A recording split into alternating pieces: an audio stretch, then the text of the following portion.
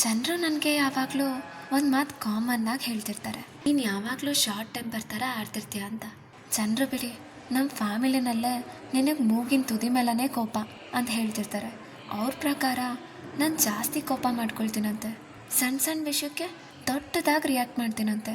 ಆಗ ನನ್ನ ಮೈಂಡಲ್ಲೂ ಕೂಡ ಡೌಟ್ ಬರ್ತಿರುತ್ತೆ, ನಾನು ಶಾರ್ಟ್ ಟೆಂಪರ್ ಆಗಿರೋದೇ ತಪ್ಪ, ಅದಕ್ಕೆ ಅನಿಸುತ್ತೆ ನನ್ನ ಹತ್ರ ಯಾರೂ ಜಾಸ್ತಿ ಫ್ರೆಂಡ್ಶಿಪ್ ಮಾಡ್ಕೊಳ್ಳೋದೇ ಇಲ್ಲ ಅಂತ. ನಿಜ ಹೇಳಬೇಕಂದ್ರೆ ಎಲ್ಲಂದ್ರಲ್ಲಿ ನನಗೆ ಕೋಪ ಬರಲ್ಲ, ಆದರೆ ಕೆಲವು ಸಿಚುವೇಶನಲ್ಲಿ ಮಾತ್ರ ನನಗೆ ಕಂಟ್ರೋಲ್ ಮಾಡ್ಕೊಳಕ್ಕಾಗಲ್ಲ. ಲೈಕ್ ಯಾರಾದರೂ ನನಗೆ ರೆಸ್ಪೆಕ್ಟ್ ಕೊಡದೆ ಮಾತಾಡಿದ್ರೆ, ನನ್ನವ್ರನ್ನ ಇನ್ಸಲ್ಟ್ ಮಾಡಿದ್ರೆ, ಅಲ್ಲಿಗೆ ಅವ್ರ ಕತೆ ಮುಗೀತು ಅಂತಲೇ ಲೆಕ್ಕ. ಯಾಕೆ ಗೊತ್ತಾ, ನಾನು ಸೈಲೆಂಟಾಗಿ ಇಗ್ನೋರ್ ಮಾಡ್ಕೊಂಡು ಹೋಗೋ ಕ್ಯಾರೆಕ್ಟರೇ ಅಲ್ಲ.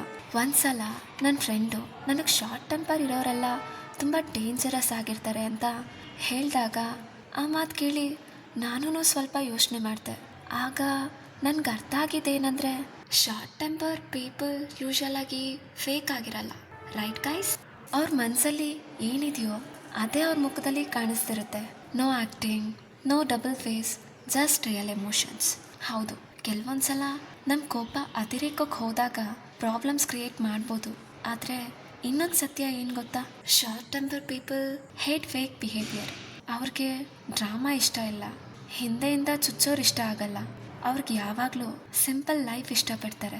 ರೆಸ್ಪೆಕ್ಟ್ ಕೊಟ್ಟರೆ ರೆಸ್ಪೆಕ್ಟ್ ಕೊಡ್ತಾರೆ, ಇಲ್ಲ ಅಂದರೆ ಇಲ್ಲ ಅಷ್ಟೆ. ಇದನ್ನೆಲ್ಲ ಅರ್ಥ ಮಾಡ್ಕೊಂಡಾಗ ನನ್ನ ತಲೆಯಲ್ಲಿ ಒಂದು ಕ್ವಶನ್ನು ಕೂತ್ಕೊಂಡಿದೆ, ಶಾರ್ಟ್ ಟೆಂಪರ್ ಇರೋರೆಲ್ಲ ಕೆಟ್ಟವರಾ? ಫೇಕ್ ಸ್ಮೈಲ್ ಬೆಟರಾ? ರಿಯಲ್ ಎಮೋಷನ್ಸ್ನ ಇಟ್ಕೊಂಡಿರೋರೆಲ್ಲ ಬೆಟರಾ? I don't know, but I know one thing, sometimes short temper people are not rude, they are just honest. Right guys?